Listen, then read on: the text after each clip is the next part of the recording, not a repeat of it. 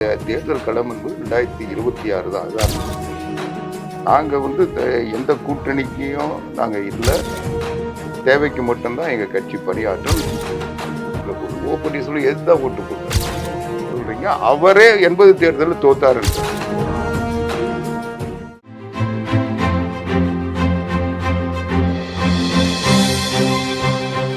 GeM TV நேயர்களுக்கு வணக்கம்.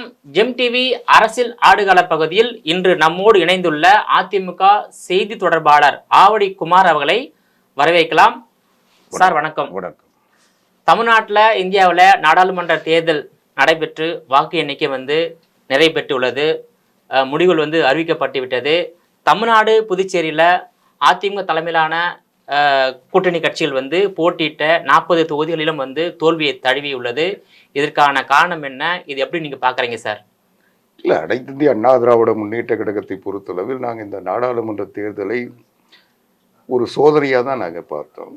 அந்த வகையில் நாங்கள் வெற்றி பெற்றிருக்கோம் தான். எங்களுடைய இலக்கை நோக்கி நாங்கள் வெற்றி பெற்றிருக்கோம். எங்களுடைய தேர்தல் களம் என்பது 2026 தான். அது அனைத்து இந்திய அண்ணா திராவிட முன்னேற்ற கழகத்தின் பொதுச் செயலாளர் புரட்சி தமிழர் எடப்பாடியார் அது தெளிவாக சொல்லியிருக்காரு. எங்களுடைய இலக்கு 2026. இந்த நாடாளுமன்ற தேர்தல் இந்தியாவை யார் ஆளணும்? இந்த 18வது நாடாளுமன்ற தேர்தலில் நரேந்திர மோடி தொடரணுமா, 3வது முறை ஆட்சிக்கு வரணும்னு சொல்லி அவங்க முயற்சி பண்ணாங்க. அவங்க வரக்கூடாது, INDA கூட்டணி, அவங்க இந்திய கூட்டணி அவங்க முயற்சி பண்ணாங்க. 2 பேருக்குள்ள போட்டி. ஆனால் தமிழ்நாட்டை பொறுத்த வரைக்கும் நாங்கள் 40 இடங்களில் மட்டும் போட்டிக்கிட்டோம். நாங்கள் தெளிவாகவும் சொல்லியிருந்தோம், நாங்கள் எந்த கூட்டணிக்கையும் நாங்கள் இல்லை, நாங்கள் தனித்து போட்டிடுறோம். தமிழ்நாட்டினுடைய பிரச்சனைக்கு மட்டும்தான் நாங்கள் தேவைக்கு மட்டும்தான் எங்கள் கட்சி பணியாற்றும். நாங்கள் தமிழ்நாட்டுக்கு பாதகமான செயலை மத்திய அரசு யார் பிரதமராக இருந்தாலும் செய்ய சொல்ல நாங்கள் எதிர்ப்போம். எந்த ஆட்சி செஞ்சாலும் எதிர்ப்போம். அதுபோல் தமிழ்நாட்டுக்கு நல்லது கிடைக்குன்னா நாங்கள் ஆதரவு தருவோம். அந்த வகையில் நாங்கள் நாங்கள் போய் மத்தியில் ஆட்சியில் அமரணுன்னோ அல்லது பங்கு கேட்கணுன்னோ அல்லது வளமான துறை கேட்கணுன்றது எங்கள் நோக்கம் இல்லை. அமைச்சரவையில் நாங்கள் இடம்பெறுறதுக்காக நாங்கள் தேர்தலில் நிற்கலை. நாங்கள் தமிழ்நாட்டு மக்கள் தமிழ்நாட்டினுடைய பிரச்சனைகளுக்காக மட்டும் நாங்கள் போராடுவோம். அந்த நம்பிக்கை தமிழ்நாட்டு மக்களுக்கு இருந்தால் எங்களை அனுப்புனா நாங்கள் போராடுவோம். மத்திய அரசுக்கிட்ட போராடி தமிழ்நாட்டின் உரிமைகளை மீட்டெடுத்து தருவோம்னு சொன்னோம். அந்த வகையில் எங்களுக்கு இன்றைக்கி வாக்களித்த மக்கள்லாம் நரேந்திர மோடி வரணுமா வரக்கூடாதா என்ற அந்த போட்டியில் எங்களை கணக்கில் வச்சுக்கல. எங்களை தமிழ்நாட்டுக்கு போராடுறவங்க இவங்களுக்கு என்ன வாக்கு கிடைக்கும்ன்றத மக்கள் தந்திருக்க வாக்கு எங்களுக்கு காட்டியிருக்கு. அந்த வகையில் நாங்கள் தமிழ்நாட்டில் இன்னைக்கு ஒரு பெரிய அரசியல் கட்சி, எல்லா இடங்களிலும் போட்டியிடுகின்ற தகுதி மட்டும் இல்லை, எல்லா இடங்களிலும் எங்களுக்கு செல்வாக்கு இருக்கின்றதை நிரூபித்து இன்னைக்கு தமிழ்நாட்டில் இருக்கிற அரசியல் கட்சிகளில் முதல் இடத்துல இருக்கிற கட்சி என்ற நிலையை இன்னைக்கு வாக்கு சதவீதம் உயர்த்தி காட்டியிருக்கு. இல்லை, 2014 நீங்கள் 37 இடத்துல வெற்றி பெற்றீங்க. 2019 ஒரு இடத்துல தான் வெற்றி பெற்றீங்க. இப்போ ஒரு இடத்துல கூட வெற்றி பெறல. நாடாளுமன்றத்தில் உங்களுடைய குரல் ஒலிக்க வாய்ப்பே இல்லாமல் போயிடுச்சு இல்லைங்களா? இல்லை, எங்களுடைய குரல் நாடாளுமன்றத்தில் ஒலிக்கணுன்றது தேவைதான். அதை நான் இல்லைன்னு சொல்லலை. ஆனால் அந்த குரல் ஒரு பலமான குரலாக இருந்தால் தான் எடுபடும். ஏன்னா 543 நாடாளுமன்ற உறுப்பினர்களுக்கு இடையில் ஒரு 40 பேரில் 35 பேர் 38 பேர் போனால் ஒரு வலிமையான குரலை ஒலிக்க முடியும். ஒரு 5 பேர் 3 பேர் 2 பேர் போய் அங்கே வேடிக்கை பார்க்கறதுக்கு எந்த பலனும் இல்லை. அதனால தமிழ்நாட்டுக்கு எந்த உரிமையும் பெற்றுத்தர முடியாது, தொகுதிக்கும் செய்ய முடியாது, தமிழ்நாட்டுக்கும் செய்ய முடியாது. ஒரு நாடாளுமன்றம் இங்கே போகிறத விட அது எந்த பலனும் இல்லாமல் ஒரு எம்பின்னு பெருமைக்காக சொல்லிக்கலாமே ஒழிய அவங்களுக்கு எந்த உரிமையும் அவங்க நிலைநாட்ட முடியாத ஒரு நிலை தான் இருக்கும். அதனால் எங்களுக்கு ஒன்றும் இந்த 1-2 எம்பியாவது வரலையன்ற வருத்தம் கிடையாது. 2வது, நீங்கள் சொன்னீங்க அதிமுகவை பொறுத்த வரைக்கும் நான் தெளிவாக சொல்கிறேன், இது 18வது நாடாளுமன்றத்திற்கான தேர்தல். இதுக்கு முன்னே இருந்தது 17வது நாடாளுமன்றம். அதனுடைய பதவி காலம் இப்போ முடிய போது இவங்க பதவி ஏற்றுக்க போகிறாங்க. நீங்கள் 17வது நாடாளுமன்றத்தில் தமிழ்நாட்டில் இருந்து 40 இடத்துல, பாண்டிச்சேரியை சேர்த்து 40 இடத்துல அதிமுகவுக்கு எத்தனை இந்த தேர்தலை சந்திக்க சொல்ல திமுக கூட்டணிக்கு எத்தனை நாடாளுமன்ற உறுப்பினர் இருந்தாங்க? 39 இருந்தாங்க. 39 இடத்துல இருந்த திமுக 40 இடத்துல வெற்றி பெற்றிருக்கு. நான் இல்லைன்னு மறுக்கல. 40 இடத்துல அவங்க முழுமையான வெற்றி, இன்னும் சொன்ன போனால் கூடுதலான வெற்றின்னு கூட அவங்க நினைச்சதை சாதிக்கின்ற வெற்றி, அதில் மாற்று கருத்து இல்லை. அதுபோல பாரதிய ஜனதா கூட்டணி 17வது நாடாளுமன்றத்தில் ஒரு எம்பி இருந்தார். இப்போ அந்த ஒரு எம்பி இழந்திருக்காரு. கூட்டணி வகையில் பாரதிய ஜனதா கட்சியினுடைய ஒரு இடத்தை திமுக கூட்டணி கைப்பற்றிடுச்சு. அதிமுகவுக்கு ஒரு இடமும் இல்லை. எங்கள் கூட்டணியில் யாருக்குமே அந்த இடம் இல்லை. நாங்கள் போட்டியிட்ட வேட்பாளர் எல்லாமே வேட்பாளர்கள் தான், யாரும் எம்பி நிலையில் இருந்து. அதனால் எங்களுக்கு எந்த 17வது நாடாளுமன்றத்தில் இருந்து நாங்கள் இழப்பு எதுவும் எங்களுக்கு இல்லை. ரெண்டாவது, தனிப்பட்ட முறையில் பார்த்தீங்கன்னா அரசியல் கட்சிகள் பார்த்தீங்கன்னா தமிழ்நாட்டை பொறுத்த வரைக்கும் 9 நாடாளுமன்ற உறுப்பினர்களை வைத்து கொண்டிருந்த காங்கிரஸ் 10 இடத்த இப்போ எம்பி தேர்வு நடந்ததுக்கு அப்போ ஒரு ப்ளஸ் பாயிண்ட், ஒரு அவங்களுக்கு வெற்றி. ஆக காங்கிரஸுக்கு இந்த தேர்தலில் வெற்றி. திமுகவை பொறுத்த வரைக்கும் போன தேர்தலில் 24 எம்பிஸ் இருந்தாங்க. இப்போ எத்தனை எம்பிஸ் போயிருக்காங்க? அவங்க சின்னத்துல 22 பேர். இப்போ சின்னத்துல 22, திமுக 21. ஆக 22 வச்சுக்கலாம். 22 பேர். அப்போ -2. அப்போ திமுக கூட்டணிக்கு மிகப்பெரிய வெற்றி, 100% வெற்றி. ஆனா திமுகவுக்கு தனிப்பட்ட முறையில் 24லேருந்து 22 மைனஸ். 17வது நாடாளுமன்றத்தில் 24 உறுப்பினர்களை கொண்டிருந்த திமுக இன்னைக்கு 18வது நாடாளுமன்றத்தில் 22 பேரோட போய் அமர போறாங்க. அப்போ சரிவு தொடங்கிடுச்சு, கவுண்ட் டவுன் ஸ்டார்ட்ன்றாங்க. ஆக திமுகவுக்கு தான் வந்து இது இழப்பும் பாதிப்பும் தோல்வியும் இருக்கே தவிர அதிமுகவுக்கு இல்லை. அதிமுகவுக்கு 17வது நாடாளுமன்றத்திலையும் இந்த தேர்தலை போட்டியிட சொல்ல யாரும் எம்பி இல்லை, இப்பவும் இல்லை. அதனால நாங்கள் எதிர்பார்க்கவும் இல்லை. இப்போ 2004 வந்து அதிமுக வந்து இதே போல வந்து படுதோல்வி சந்திச்சது. திமுக வந்து 40 இடங்களும் வந்து வெற்றி பெற்றது. 20 ஆண்டுகள் பிறகு மீண்டும் வந்து அதிமுக வந்து நாடாளுமன்ற தேர்தலில் முற்றிலுமா தோல்வி தழுவி உள்ளது. ஏன் நாடாளுமன்ற தேர்தலில் அதிமுக தொடர்ந்து தோல்வி வருகிறது? இல்லை, தோல்வி வெற்றி தோல்வி என்றது ஒரு கட்சியை வந்து பாதிக்க செய்யுன்றது நான் ஏற்றுக்கிறேன். ஆனால் அந்த பாதிப்பு மட்டும் ஒரு கட்சியை பலகீனப்படுத்திடாது. ஒரு கட்சியினுடைய அதிமுகவை பொறுத்த வரைக்கும் நாங்கள் தோல்விகள், கடுமையான சோதனைகள் தோல்விகள்லாம் சந்தித்து வந்து பழகின கட்சி. ரெண்டாவது, நீங்கள் இந்த திமுக கூட்டணியை பொறுத்த வரைக்கும் நீங்கள் கடந்த தேர்தலில் நாங்கள் பெற்ற வாக்குகளை விட இந்த தேர்தலில் அதிகமான வாக்குகள் பெற்றிருக்கோம். 2019 நாடாளுமன்ற தேர்தலில் 17வது நாடாளுமன்ற தேர்தலில் நாங்கள் 19.39% என்னவோ வாக்கு தான், 19 சொல்கிற 20க்குள்ள இந்த முறை கூடுதல் வாக்கு பெற்றிருக்கோம். அதனால் நாங்கள் இந்த முறை பெற்றிருக்கோம்னு நான் மறுபடியும் அழுத்தம் திருத்தமாக சொல்கிறதுக்கு என்னென்னா, அதிமுக வந்து தன்னுடைய வாக்கு பலத்தை இழந்து விட்டது. அதிமுகவுக்கு ஒரு சரிவு வந்து விட்டது. அதிமுகவில் இருந்த கூட்டணிகள் பாரதிய ஜனதா கட்சி, பாட்டாளி மக்கள் கட்சி, புதிய தமிழகம், இது புதிய நீதி கட்சி, இந்த மாதிரி கட்சிகள்லாம் வந்து பாரதிய ஜனதா கட்சி தலைமையில் கூட்டணி அமைச்சு போட்டியிட்டதுனால அதிமுக கூட்டணி கூட இல்லாமல் தேமுதிகவை மட்டும் வச்சுக்கிட்டு போட்டியிட்டது. அதனால் அவங்க வாக்கு வங்கி சரிஞ்சு போச்சுன்னு சொன்னாங்க. இதில் வேறு அதிமுகவிலிருந்து எதிர்ப்பாளர்கள் சொல்லப்பட்ட பன்னீர்செல்வம், டிடிவி தினகரன்லாம் வந்து பாரதிய ஜனதா கூட்டணியை ஆதரித்து அதிமுகவுக்கு இணையாக அவங்க ஒரு பிளவை உருவாக்கி அதை கொண்டு போய் பாரதிய ஜனதா கிட்ட வாக்கு வங்கியாக மாற்றிட்டாங்க. அதனால் இவங்களுக்கு வாக்கே கிடைக்காது அப்படின்னாங்க. ஆனால் 2019 நாங்கள் பெற்ற நாடாளுமன்ற தேர்தலில் நாங்கள் பெற்ற வாக்குகளை விட இன்றைக்கு அதிகமாக பெற்றிருக்குமா இல்லையா? அது எங்களுக்கு வளர்ச்சி. ஆக எங்களுடைய வாக்கு வங்கி எங்ககிட்ட தான் இருக்குன்றதை இந்த தேர்தலில் நிரூபிச்சிருக்கோம். அம்மா, புரட்சி தலைவி அம்மா அவர்களுடைய மரணத்துக்கு பிறகு இந்த கட்சி ஒரு தலைமையின் கீழ் பொதுச் செயலாளர் தேர்ந்தெடுத்து இந்த கட்சி இயல்பாக இயங்குதுன்றதை நாங்கள் நிரூபித்து அதிமுகவுக்குரிய இரட்டை இலை சின்னத்தை வாங்கி இந்த தேர்தலில் போட்டிக்கிட்டோம். பொதுச் செயலாளர் புரட்சி தமிழர் எடப்பாடியார்ன்றதை எந்தவித ஐயங்களுக்கோ சந்தேகங்களுக்கோ விதி இல்லாத வகையில் இன்னைக்கு நீதிமன்றங்களிலும் தேர்தல் ஆணையத்திலும் உறுதிப்படுத்தி நாங்கள் ஒரு கட்சி வந்து எந்தவித பாதிப்பும் பின்னடைவும் இல்லாமல் கட்சியை உறுதிப்படுத்தினோம். ஆனாலும் என்ன சொன்னாங்க, இவங்க வந்து கட்சியை மீட்டெடுத்ததா கூட இந்த கட்சியை வந்து ஒரு சில தலைவர்கள்லாம் போயிட்டதுனால இந்த கட்சி மக்களை சந்திக்க முடியாது, இவங்களுக்கு பலம் இல்லை, மக்கள் இவங்களை ஏற்றுக்க மாட்டாங்கன்னு சொன்னாங்க. ஆனால் இன்னைக்கு மக்கள் வந்து ஏற்றுப்பாங்க. அதுவும் நான் இன்னொன்று கூடுதலாக சொல்கிறேன், இந்த கட்சியின் நட்சத்திர வேட்பாளர்கள் யாரும் இல்லை, தலைவர்கள் யாரும் போட்டியிடலை, எல்லாம் பயந்து பதுங்கிட்டாங்க.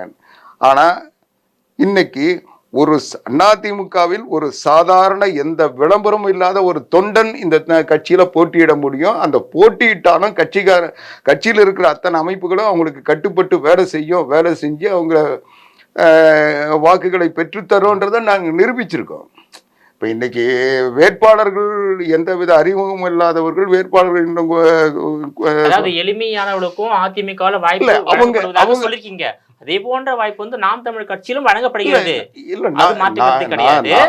அதிமுக என்பது அகில இந்திய அண்ணா திராவிட முன்னேற்ற கழகம். நான் சொல்றேங்க, நாம் தமிழர் கட்சியோட நான் ஒப்பிட்டு பேசல. அவங்களுடைய நிலை வேற, எங்களுக்கு வந்து கட்சியில பிரச்சனை வந்து தலைமைகள் பிளவுகளா மற்ற ஊடகங்களும் மற்ற கட்சிகளும் எங்களை வந்து ஒரு பாதிப்பா வெளியே காட்ட சொல்ல, நாங்க வந்து இந்த பிளவுகள் இல்லை, அதனால அதிமுகன்ற பேர்ல ஒரு சாதாரண தொண்டன் நின்னா கூட கட்சியில் இருக்கிற அத்தனை அமைப்புகளும் கட்டுப்பட்டு வேலை செய்யும்.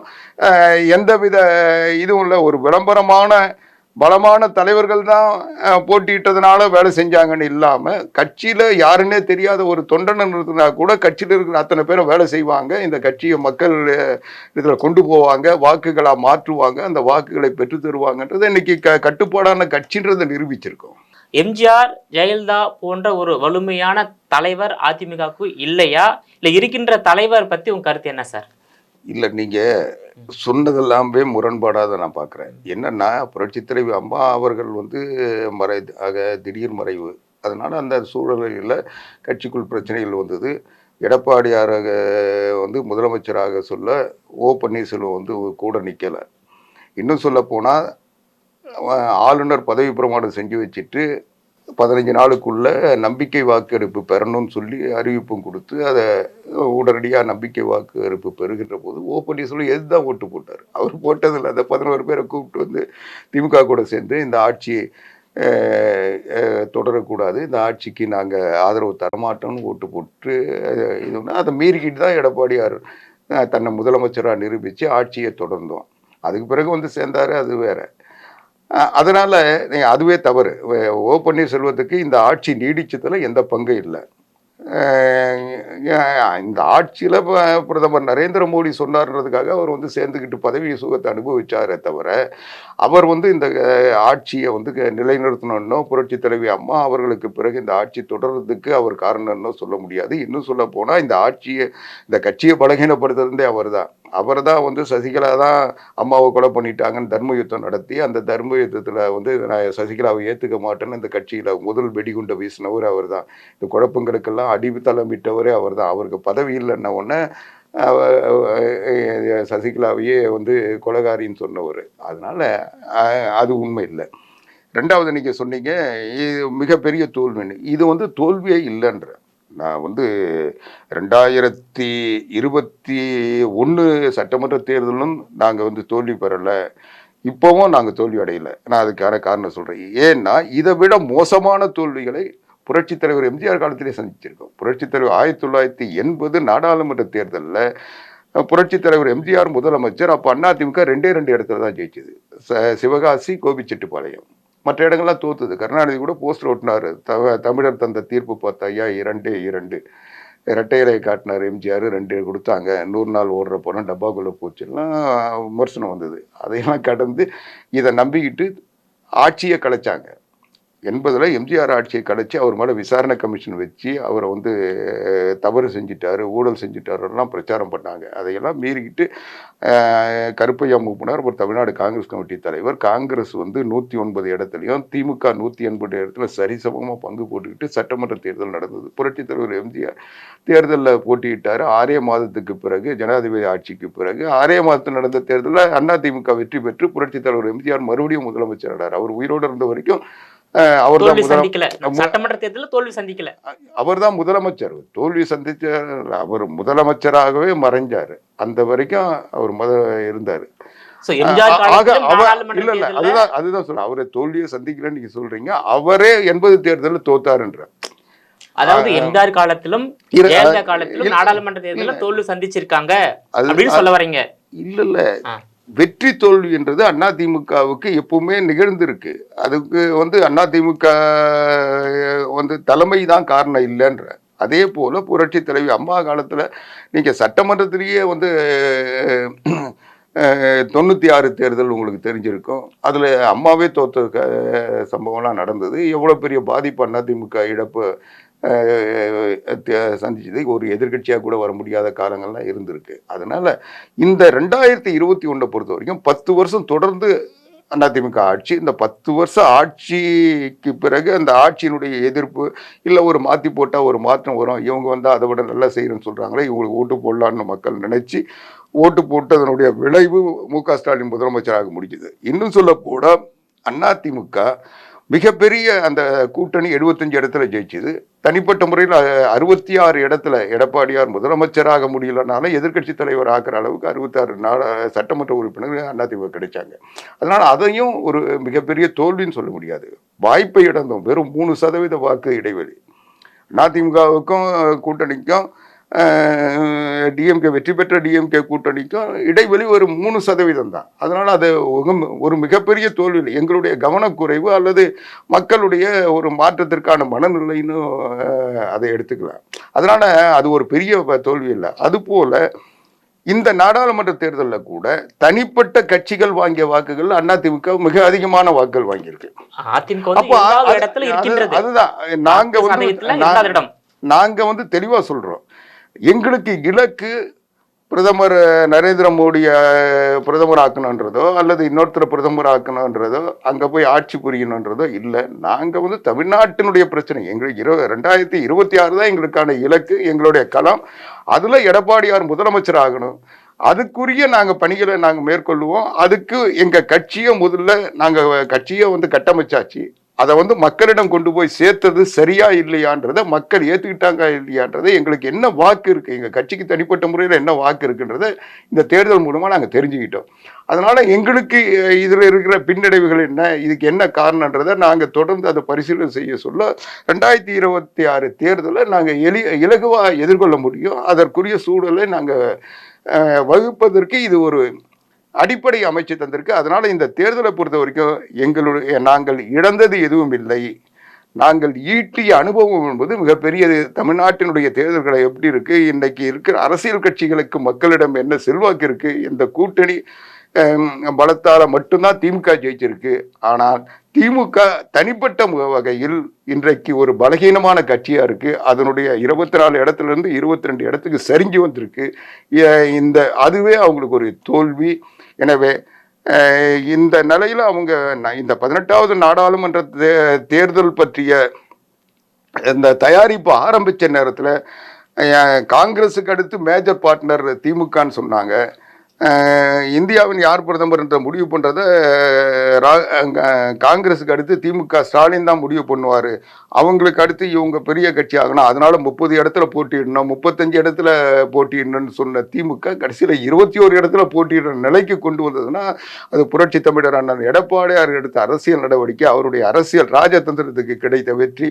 பாரதிய ஜனதா கட்சியிலிருந்து அவர் வெளியே வந்ததுனால தான் திமுக தன்னுடைய எண்ணத்தை நிறைவேற்ற முடியாத ஸ்டாலின் இன்றைக்கு ஒரு பலமிழந்த தலைவராக மாற்றுவதற்கு, திமுகவினுடைய எண்ணிக்கை குறைவதற்கு எங்களுடைய அரசியல் வியூகம் அண்ணன் எடப்பாடியார் எடுத்த நடவடிக்கை காரணம். இன்னும் சொல்ல போனா இன்னைக்கு 2 இடத்துல போட்டியிட்டது. 17வது நாடாளுமன்றத்தில் விடுதலை சிறுத்தைகள் 2 இடத்துல போட்டியிட்டது. இப்போவும் 2 இடத்துல போட்டியிட்டது. அப்பவும் வெற்றி பெற்றது, இப்பவும் வெற்றி பெற்றது. ஆனால் அப்போ வெற்றி பெற்ற போது அங்கீகாரம் பெற முடியல. ஆனா இப்போ அங்கீகாரம் கிடைக்கும். என்னன்னா 2 இடத்துல, ஒரு இடத்துல ரவிக்குமார் உதயசூரியன்ல போட்டியிட்டாரு. இப்போ அதிமுக இந்த நிலையை எடுத்ததுனால அவங்க தைரியமா கேட்டு 2 இடத்துலயும் போட்டியிட்டாங்க. அதனுடைய விளைவு இன்னைக்கு அங்கீகாரம் கிடைச்சிருக்கு. அந்த அங்கீகாரத்தை கிடைக்கிற அளவுக்கு இன்னைக்கு அவங்களுக்கு ஒரு தன்னுடைய தனித்துவத்தை பேசுறதுக்கு கூட அதிமுக எடுத்த அரசியல் நடவடிக்கை தான் காரணம். இதுதான் மதிமுகவும். இன்னைக்கு மதிமுக சரி, விடுதலை சிறுத்தைகளாக இருந்தாலும் சரி, கம்யூனிஸ்டுகளாக இருந்தாலும் சரி, அவங்கெல்லாம் அவங்கவுங்க சின்னத்தில் போட்டியிட்டு வெற்றி பெற்ற அந்த 18 பேர் இருக்கிறதுனால இன்னைக்கு நாளைக்கு திமுக வந்து திடீர்னு ஒரு முடிவெடுத்து தமிழ்நாட்டுக்கு நல்லது செய்யறதுக்கு மத்திய திட்டங்கள் வாங்குவதற்கு பிஜேபி கூட போய் சேர்ற நிலை வந்தால் கூட அதில் 40 பேரில் 22 பேர் தான் போக முடியும். 18 பேர் வந்து காங்கிரஸ் உள்பட கம்யூனிஸ்டுகள்லாம் அவங்க திமுக வளைப்புக்கு போக மாட்டாங்க. அதனால இந்த எல்லாமே திமுகவை வந்து இன்னைக்கு ஒரு அவங்களுடைய எண்ணம் படி அவங்களுடைய சர்வாதிகாரத்துக்கு தோழமை கட்சிகள்லாம் பயப்படாத ஒரு சுதந்திரத்தை பெற்று தந்தது அண்ணன் எடப்பாடியார் அவர்கள் எடுத்த இந்த அரசியல் ராஜதந்திரம் தான். ஆக அந்த வகையில் நாங்கள் வெற்றி பெற்றிருக்கோம். இன்னைக்கு திமுகவினுடைய 24 22 குறைச்சிருக்கோம். அதுவே எங்களுக்கு கிடைக்கும். அதாவது ஜெயலலிதா அவர்கள் மரணத்துக்கு பிறகு அதிமுக வந்து கட்சியும் வந்து ஒற்றுமையா இல்லை, கூட்டணியும் ஒற்றுமையா இல்லை. ஆனால் திமுகவில் 2018 கலைஞர் மறைவுக்கு பிறகு கட்சி வந்து அது பிறகு மு.க. ஸ்டாலின் வந்து தலைமையிலான திமுக வந்து கட்சி வந்து கட்டுக்கோப்பாக இருக்குது, கூட்டணியும் கட்டுக்கோப்பாக இருக்குது, ஆட்சியை வந்து கைப்பற்றிருக்காரு. 2021 வெற்றி, 2024 வெற்றி, உள்ளாட்சி தேர்தல் வெற்றி. ஆனால் அதிமுகவில் அந்த மாதிரி இல்லையே. ஜெயலலிதா மரணத்துக்கு பிறகு அதிமுகவில் 4 பிளவு ஏற்பட்டுள்ளது. ஒரு பக்கம் சசிகலா, ஒரு பக்கம் டிடி தினகரன், ஒரு பக்கம் வந்து ஓ பன்னீர்செல்வம், ஒரு பக்கம் வந்து எடப்பாடி பழனிசாமி வந்து கட்சி கைப்பற்றிருக்காரு. ஓகே, அது ஒன்றும் பிரச்சனை இல்லை. பலவீனம் என்பது உங்க அதிமுக தானே சார், திமுக கிடையாது. இல்லை நீங்க 2011 2021 வரைக்கும் திமுக எத்தனை தோல்வி சந்திச்சிருக்கு எண்ணி பாருங்க. தொடர்ந்து 2 தோல்வி தான். 1-2 தோல்வி. சட்டமன்றத்துல 2017 தோல்வி சந்திக்கிறாங்க, 16ல எதிர்கட்சியா வராங்க. அதே போல வந்து 2004 வந்து திமுக நாடாளுமன்ற தேர்தலில் முழுமை வெற்றி பெறாங்க. 2009 திமுக வந்து 27 இடத்துல வெற்றி பெறாங்க, அதிமுக 12 இடத்துல வெற்றி பெறாங்க. 2014 அதிமுக 37 இடத்துல வெற்றி பெறாங்க, திமுக 0 தான். அந்த அன்புமணி ஒரு இடத்துல வெற்றி பெறாரு, பொண்ணு அதிசயத்துல வெற்றி பெறாரு. 2019 மீண்டும் திமுக வெற்றி பெறுது, நீங்க வந்து ஒரு இடத்துல வெற்றி பெறீங்க. நான் என்ன சொல்றேன், 5 வருஷத்துக்கு ஒரு தேர்தல், நாடாளுமன்ற தேர்தலும் சட்டமன்ற தேர்தலாக இருந்தாலும் 2011 2021 வரைக்கும் 2 தேர்தல், நாடாளுமன்ற தேர்தல், 2 சட்டமன்ற தேர்தல். அதை வச்சுதான் நீங்க வெற்றி நீங்க ஒரு இடைத்தேர்தல் நடந்தது, அதுக்கெல்லாம் ஒரு தேர்தல். இது அப்படி பார்த்தா நாங்க வந்து கணக்கெடுத்தா ஒரு 100 தேர்தலுக்கு மேல நடந்திருக்குமே, அதுல 90 தேர்தல் ஜெயிச்சிருப்போமே. அதனால எடப்பாடி பழனிசாமி வந்து தோத்துட்டாருன்னு நீங்க எப்படி சொல்லுவீங்களா? இல்லைங்க, நான் அதுதான் சொல்றேன். இந்த தேர்தல் எங்களுக்கு வெற்றியை தந்திருக்கிறது. என்னன்னா, இந்த கட்சியில பிளவு இல்லை, இந்த தலைவர்கள்லாம் வெளியேற்றப்பட்டது சரின்னு சொல்லி இந்த கட்சி தொண்டர்கள் ஏற்றுக்கொண்டு இன்றைக்கு வேலை செஞ்சிருக்காங்க. இன்னைக்கு வந்து ஒரு சாதாரண தொண்டனை எடப்பாடி பழனிசாமி அவர்கள் வேட்பாளராக அறிவித்தால் இந்த கட்சி அவர் பின்னால போய் நின்று வேலை செய்யும்ன்றதை நாங்கள் காட்டியிருக்கோம். அதனால இந்த கட்சியிலிருந்து வெளியேற்றப்பட்ட தலைவர்கள் எங்களுக்கு இந்த கட்சிக்கு அவங்க சம்பந்தம் இல்லை, அவங்க வேஷ்டி கட்ட முடியாது, கொடி போட்டுட்டு முடியாது, ஏதாவது பலாப்பழம் கலாப்பழம் தூக்கிட்டு போலாமே தவிர அதிமுக ரெட்டையிலே அவங்க தூக்கி பிடிக்க முடியாதுன்ற நிரூபிச்சிருக்கோம்.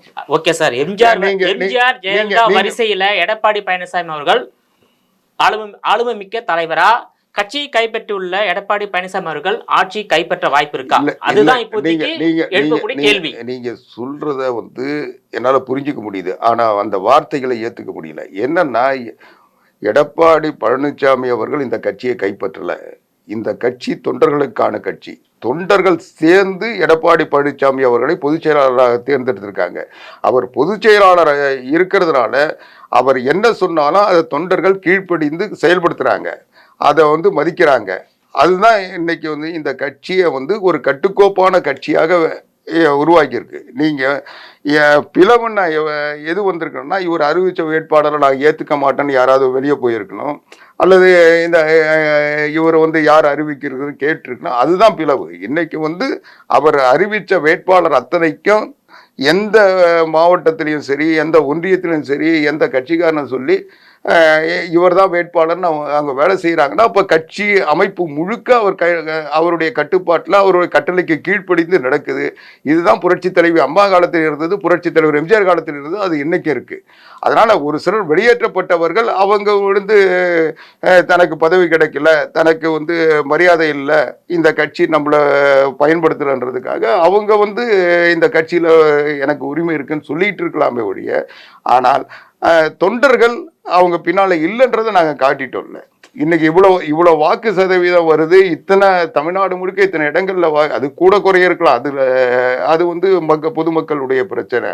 பொதுமக்கள் ஆதரவு தந்துருக்கிற இடங்கள்ல கூட இருக்கும், சில இடங்கள்ல பின்னடைவு இருக்கும், அது வேற. ஆனால் ஒட்டுமொத்தமாக அதிமுக தொண்டர்கள் எடப்பாடி பழனிசாமி அவர்கள் பின்னால இருக்கிறாங்கன்றதை நிரூபிச்சிருக்கல. நீங்க வந்து அதுதாங்க இதுவரைக்கும் அதுதான் நீங்க சொல்றது. எடப்பாடி பழனிசாமி தலைமையிலான அதிமுக சரியான கூட்டணி கட்சிகளை அரவணைத்து போகலையா, இல்ல இல்ல நாங்க சரியான கூட்டணி அமையலையா, நாங்க ஒரு சில வந்து பாரதிய ஜனதா கட்சியிலிருந்து வெளியே வந்தோம். அது எடப்பாடி பழனிசாமி அவர்கள் எடுத்த முடிவு, அதுல இருந்து உறுதியா இருந்தோம். ஆனா அவங்க என்ன சொன்னாங்க, இப்போ இவங்க வந்து பி டீம் திருப்பி சேர்ந்துருவாங்க அதெல்லாம் சொன்னாங்க. ஆனா அது இல்லைன்றதை நாங்க களத்துல நின்று நிரூபிச்சிருக்கோம். ரெண்டாவது, எங்களுக்கு நாங்கள் டெல்லியில் போய் மத்திய அமைச்சரவையில் நாங்கள் போய் ஆட்சி அமைக்க முடியாது. 40 பேரை வச்சு 543 பேர் கொண்ட நாடாளுமன்றத்தை நாங்கள் வந்து ஆட்சி அமைக்க முடியாது. ஆனால் முயற்சி பண்ணா அங்க போய் அமைச்சர் பதவி கேட்டு வாங்கலாம். வளமான கட்சியை வந்து அகில இந்திய அண்ணா திராவிட முன்னேற்ற கழகம் தானே சார். நீங்க அகில இந்திய அனைத்து இந்திய அண்ணா திராவிட முன்னேற்ற கழகம் என்றதை நான் ஏத்துக்கிறேன். அது வந்து சிந்தனையை அந்த இந்த நாட்டின் மீது இருக்கின்ற இந்தியா ஒரு நாடுன்னு வர சொல்ல இந்தியாவுக்குள் இருக்கின்ற அந்த இதுக்கு கட்டுப்பட்டு நம்ம இருக்கிறோம். இந்த கட்சி வந்து அண்ணா ஒரு இந்திய சிந்தனையோடு இருக்கின்றதுக்காக அந்த பேர் வந்து புரட்சி தலைவர் எம்ஜிஆர் இணைச்சார். அது எங்கள் கட்சியுடைய பெயர். அதுக்காக நாங்கள் வந்து கர்நாடகாவில் போட்டிடலையே. கர்நாடகாவில் அங்கே இருக்கிற கர்நாடக மாநில செயலாளர் வந்து போட்டிடணும்னு விரும்பினார். அவர் அதை கடும் முயற்சி பண்ணார். எடப்பாடியார்கிட்டையும் வந்து பேச்சுவார்த்தை நடத்தினார். இவர் வேண்டாம்னு சொல்லிட்டார். என்னன்னா நம்ம தமிழ்நாட்டு பிரச்சனைக்காக போராட வேண்டிய நிலை இருக்குது. அப்போ கர்நாடகாவில் நம்ம நீங்கள் போட்டிட்டீங்கன்னா கர்நாடகாவில் வேற மாதிரி நிலை நீங்கள் பேச வேண்டியிருக்கோம். அது வந்து தமிழ்நாட்டை பாதிக்கும். இந்த ஒரு 1-2 இடத்துக்காக தமிழ்நாட்டுக்கு எதிரான ஒரு குரல் அதிமுக சார்பில் ஒழிக்கக்கூடாதுன்றதுக்காக நாங்கள் வேண்டாம்னு சொன்னார். அதுதான் அவர் கூட வருத்தப்பட்டு நாங்கள் கட்சி நடத்தி போட்டியிட முடியலன்னு சொல்லி வருத்தத்தில் இருந்தார். அது இல்லை, அவருக்கு எங்களுடைய இலக்கு தமிழ்நாடு மட்டும்தான். ஏன்னா இன்னைக்கு தமிழ்நாடு வந்து இன்னைக்கு பாதிக்கப்பட்ட மாநிலம். இன்னைக்கு தமிழ்நாட்டை சுற்றி இருக்கிற மாநிலங்கள் எல்லாம் தமிழ்நாட்டை வஞ்சிக்கின்ற நிலை இருக்கு. நமக்கு வந்து நீர் வந்து மற்ற மாநிலங்கள் வழியாக தான் நீர் கிடைக்கிறோம். அந்த நீரை தருவதற்கு நம்மை சுற்றி இருக்கின்ற எந்த மாநிலமும் தயாராக எந்த மாநிலமும் தயாரில்லை. ஆந்திரா பாலாத்துல வர தண்ணியை தடுக்கிறதுக்கு டேம் கட்டுறாங்க. கர்நாடகா மேகதாது அணை கட்டுறதுக்கு அவங்க ஏற்கனவே காவிரி நீரை திறந்து விடுறதில்ல. இந்த நேரத்தில் மேகதாது அணையை கட்டி இன்னும் கொஞ்சம் நெஞ்சம் வர தண்ணியை தடுக்கிறதுக்கு அவங்க முயற்சி பண்ணுறாங்க. கேரளா சிலந்தி அணை கட்டுறதுக்கு அவங்க புதுசாக கட்டுறதுக்கு முயற்சி பண்ணுறாங்க. ஏற்கனவே இருந்த முல்லை பெரியாறு அணையை வந்து இடிக்கணும்னு சொல்லி அவங்க அங்கே இருக்க காங்கிரஸும் அங்கே இருக்கிற கம்யூனிஸ்டும் முயற்சி பண்ணுறாங்க. இப்படி எல்லா மாநிலமும் நமக்கு எதிராக இருக்க சொல்ல நாம் வந்து இந்த கட்சிகளோட கூட்டு சேர்ந்தா நாளைக்கு அவங்க கிட்ட கேட்க முடியாத ஒரு நிலை வந்துடும். அதனால எங்களுக்கு எந்த கட்சியோட அதுவும் குறிப்பாக தேசிய கட்சிகளோடு நாங்கள் கூட்டணியை வச்சுக்க மாட்டோம். ஏன்னா கூட்டணி வச்சுக்கிட்டா அவங்க எடுக்கிற முடிவுகளுக்கு தோழமை கட்சின்ற முறையில் உறவு காரணமாக கூட்டணி காரணமாக அவங்களுக்கு நம்ம இணக்கமாக போக வேண்டிய நிலைமை வருது. அந்த நிலைமை வேண்டாம். நம்ம நல்லதோ கெட்டதோ நம்ம தமிழ்நாட்டு மக்களுக்காக பணியாற்றுறோம். அவங்க என்ன சொல்கிறாங்களோ அது மட்டும் நம்முடைய பணியாக இருக்கட்டும். தமிழ்நாட்டுக்கு எது தேவையோ அதை மட்டும் போராடுவோம், பெறுவோம். அந்த நிலையோடு நிற்போன்றது அவருடைய முடிவு. அதனால தான் வந்து தேசிய கட்சியோட கூட்டணி இல்லைன்னு சொல்லிட்டு வெளியே வந்தார். இப்போ வந்து 2011 முதல் 21 வரையில் தமிழ்நாட்டில் ஆளுங்கட்சியாக இருந்த அதிமுக 2021 ஆட்சி இழந்து எதிர்கட்சியாக வந்துள்ளது. உள்ளாட்சி தேர்தலிலும் தோல்வி தழுவியிருக்கீங்க. 2024 தற்போது நடைபெற்ற நாடாளுமன்ற தேர்தலிலும் 40 இடங்களிலும் தோல்வி தழுவியிருக்கீங்க. இந்த தோல்விக்கு பிறகு அதிமுக ஏற்பட்டுள்ள பிளவு இருக்கு இல்லையா, அதாவது எடப்பாடி பழனிசாமி தலைமையிலான அதிமுகவில் ஓபிஎஸ் அணியையோ அல்லது டிடி தினகரன் கட்சி சசிகலா கட்சியை இணைத்து கொள்ள வாய்ப்பு இருக்கா வருங்கால? நீங்க சொல்றதுல அதிமுகவோட பிளவு இல்லை. நான் தெளிவா உங்களுக்கு சொல்லிட்டேன், பிளவு இல்லை. அவங்க எல்லாம் ஆனா உங்க அதுதான் சொல்றேன், சில வெளியேற்றங்கள் நடந்திருக்கு. வெளியேற்றங்கள் மீண்டும் இணைத்துக் கொள்ள வாய்ப்பு இருக்கான்னு கேட்டேன். நிச்சயமா இல்லை. ம். அவர்கள் இந்த ஒவ்வொரு நிலையிலும் அவங்களாதான் வெளியே போனாங்க. இன்றைக்கு அவங்கள வெளியேற்றியது எடப்பாடி பழனிசாமியோ இல்ல தனிப்பட்ட யாருமோ இல்லை, அண்ணா திராவிட முன்னேற்ற கழகத்தின் தொண்டர்கள் பொதுக்குழுவால் வெளியேற்றப்பட்ட ஒருத்தரை மறுபடியும் சேர்க்கணுன்ற பிரச்சனையே கிடையாது. அது பொதுக்குழு தான் முடிவு பண்ணணும். அதனால பொதுக்குழு நீக்கின அவங்க சேர்றதுக்கு வாய்ப்பு இல்லை. அவங்க எத்தனையோ நீதிமன்றங்களுக்கும் போய் பார்த்துட்டாங்க. பொதுக்குழு முடிவு செய்தா அந்த 3 அணியை மீண்டும் சேர்த்து கொள்ளலாமா? பொதுக்குழு முடிவு செய்யாதுன்றேன். நீக்கப்பட்டது தான். அவர்களை சேர்ப்பதற்கு வாய்ப்பு இல்லை. இன்னும் சொல்ல போனா அவர்களுக்கு அதிமுக என்ற பெயரை பயன்படுத்துவதற்கு எந்த தகுதியும் உரிமையும் இல்லை. உங்களுடைய விரிவான தகவலுக்கு ரொம்ப நன்றி சார். வணக்கம் சார், நன்றி. நேயர்களே, மீண்டும் இது போன்ற மற்றொரு அரசியல் ஆடுகளத்தில் மற்றொரு ஆளுமையுடன் சந்திக்கும் வரை உங்களிடமிருந்து விடைபெறுவது நான் உங்கள் விஜயபாலன்.